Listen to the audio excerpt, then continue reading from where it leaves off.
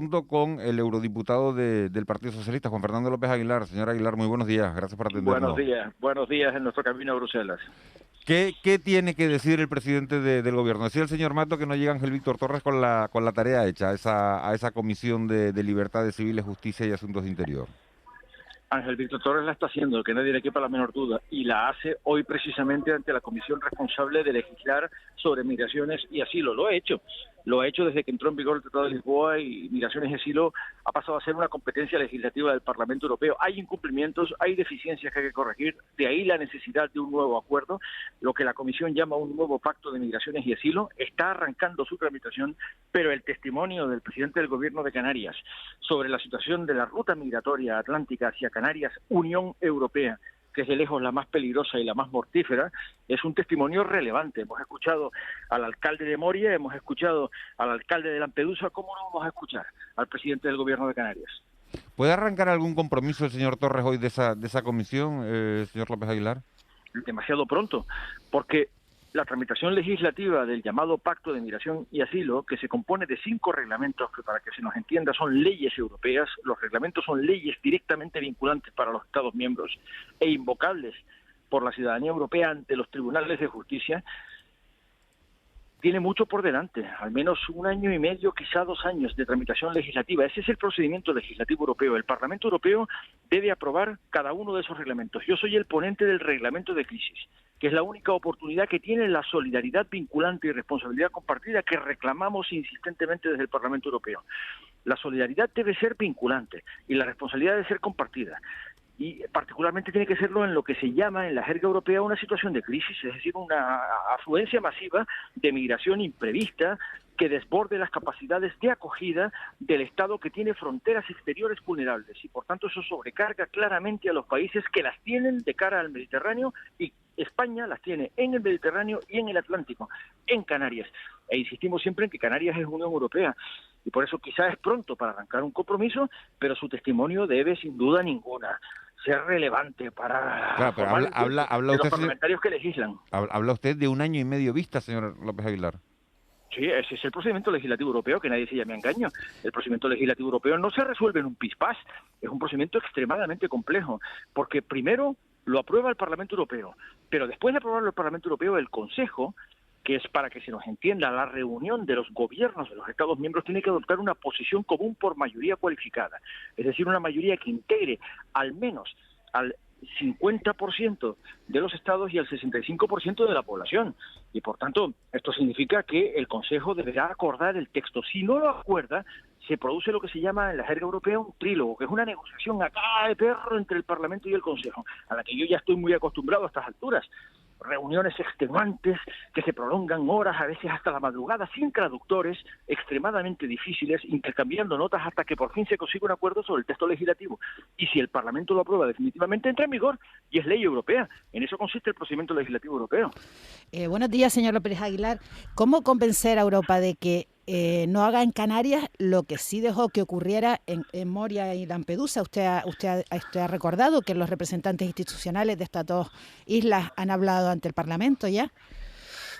Es una pregunta a la que me he enfrentado en varias ocasiones y que me brinda la ocasión de decirle a quienes nos escuchan esta mañana, 1 de marzo, de que la situación en Canarias ni de lejos es comparable a la que yo he visto en las islas eólicas de la República Italiana, las del Egeo, de la República Helénica.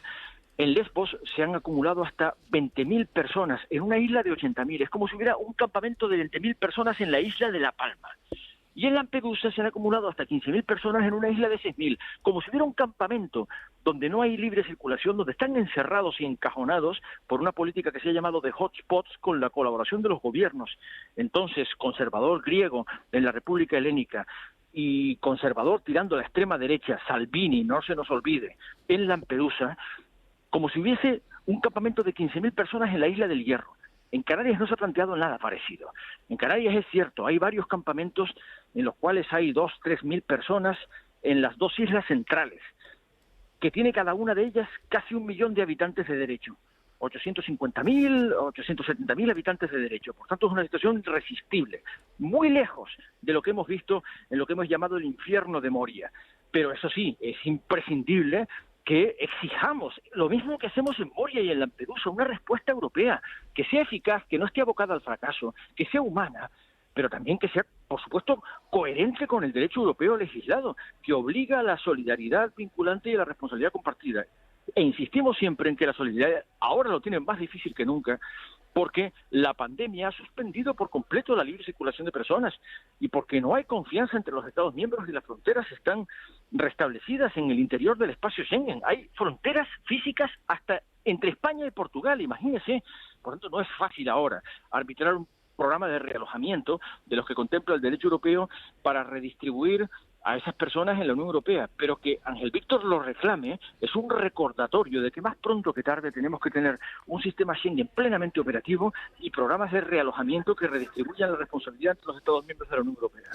Eurodiputado, buenos días, pero si la respuesta europea va a tardar 1 año y medio, entre tanto, el gobierno central tendrá que dar pasos para resolver esta crisis. Algunos ya los está dando, llegan menos pateras en las últimas semanas, pero vamos, la estabilización de 7.000, una media de 7.000 inmigrantes permanentemente en Canarias, ¿es una solución válida para usted o aceptable? No, no lo es. No lo es ni aquí, ni en Italia, ni en Grecia, ni en Chipre, ni en Malta, ni en ninguno de los países que tienen esas fronteras vulnerables, que son la frontera sur de la Unión Europea y son Unión Europea, no se nos olvide. No, no lo es, en absoluto. Por tanto, sí exigimos que cuanto antes se restablezca el espacio Schengen, cuanto antes la Comisión haga valer el derecho europeo.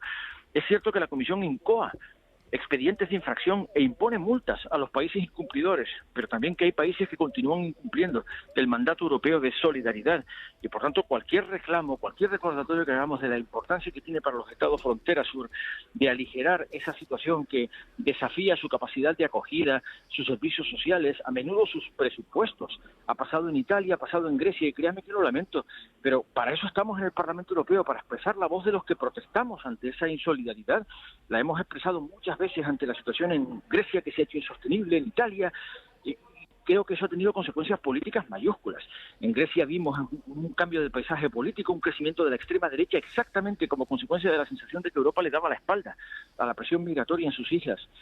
Y lo vimos también en Italia, un escoramiento hacia la extrema derecha. Matteo Salvini en el gobierno, el todopoderoso viceprimer ministro que fungía de primer ministro en realidad, y sin embargo, esta es la situación. Por tanto, tenemos que continuar presionando para que no siga por esta ruta de negación de la realidad y la Unión Europea haga una política que sea europea, que sea coherente con el derecho europeo y además que sea eficaz, lo insistimos siempre. No es sostenible que haya 7.000 personas indefinidamente en Canarias. Ahora, dicho esto, me alegra que usted reconozca que el gobierno de España sí está haciendo, porque una cosa es comunicar y otra cosa es ignorar la evidencia de que a Canarias llegaron 26.000 personas en los 14 últimos meses, de los cuales solo 10.000 están en Canarias. Lo que quiere decir, nos pongamos como nos pongamos, que 16.000 han sido evacuadas, 16.000 han sido derivadas.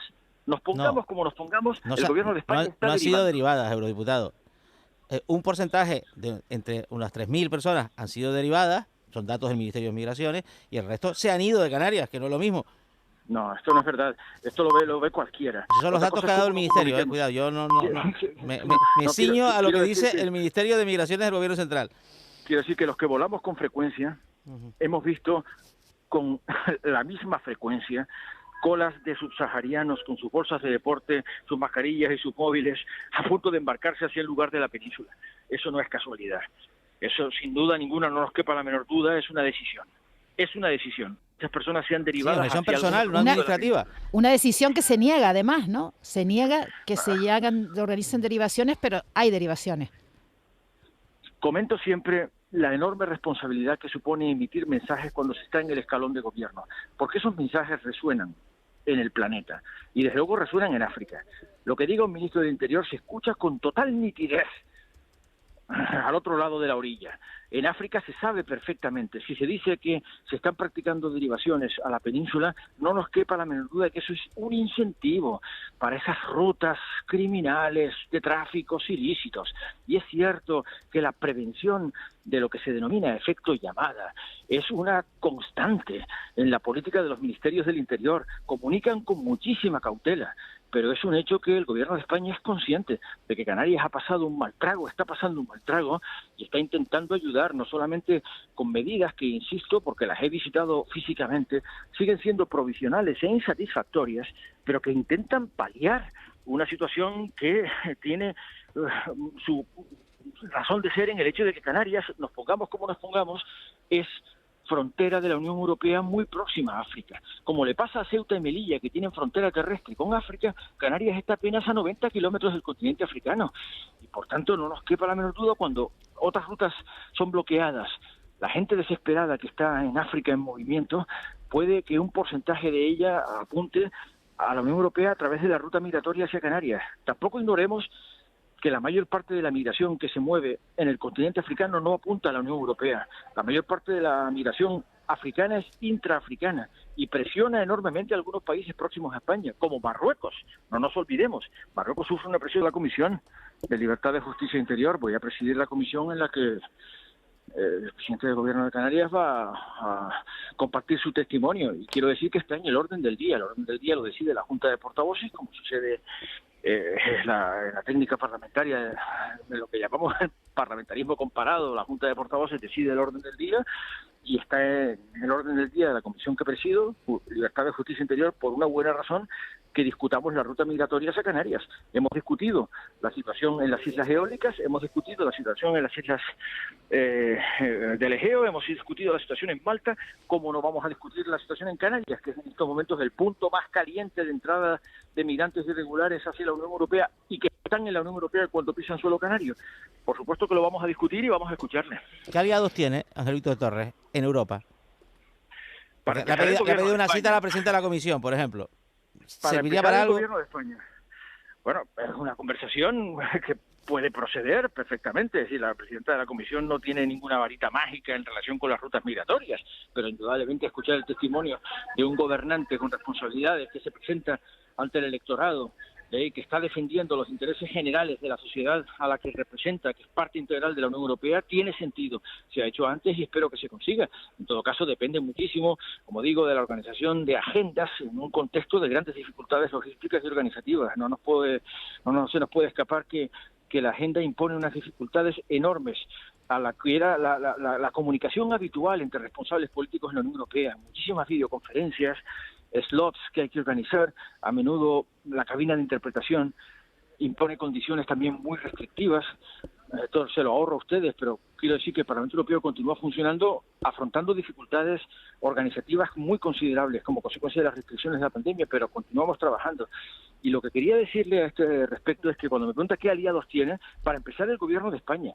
Yo les recuerdo a ustedes que el presidente del Gobierno de España, Pedro Sánchez, socialista, el presidente del Gobierno de Italia, presidente del Consejo de Ministros de Italia, Giuseppe Conte en aquel momento, puesto por Cinque Stelle, por tanto no políticamente sintónico con la izquierda progresista, y el presidente de la República, del Gobierno de la República Helénica, Papadakis, firmaron conjuntamente un documento de protesta ante el llamado nuevo Pacto de Migraciones y Asilo, diciendo que era manifiestamente insatisfactorio y por tanto inaceptable para los países con frontera sur del Mediterráneo. Los tres firmaron un documento de protesta dirigido a la Comisión diciendo: en estas condiciones no se puede aceptar. Por tanto, primer aliado de Ángel Víctor Torres, el Gobierno de España, que dice con claridad que la nueva propuesta continúa sobrecargando la responsabilidad de los países con fronteras vulnerables, porque les impone procedimientos administrativos e inversiones tecnológicas muy cuantiosas para poder adaptarse al nuevo reglamento de screening, que es una especie de peinado de identidad con datos interoperables compartidos en las grandes bases de datos de Eurodac y de ULISA, que es la agencia que gestiona todas estas bases de datos, para controlar exhaustivamente quiénes entran en el territorio de la Unión Europea y distinguir cuanto antes, en el menor tiempo posible, los migrantes económicos que tendrían como destino el retorno con respecto de los potenciales demandantes de asilo que merecerían protección humanitaria. Por tanto, esto que continúa sobrecargando a las fronteras exteriores de la Unión sigue siendo inaceptable para España. Y creo que Ángel Víctor Torres está en sintonía con el gobierno de España al expresar que por el momento la propuesta no es satisfactoria.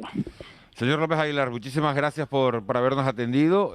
Buen vuelo y buena presidencia de esa comisión. Estaremos muy pendientes de lo que en ella ocurra. Muchas gracias. Allí estaremos. Gracias por la llamada. Buen Muy día. buen día a todas y todos. Gracias por la llamada. Hasta la Feliz próxima. viaje.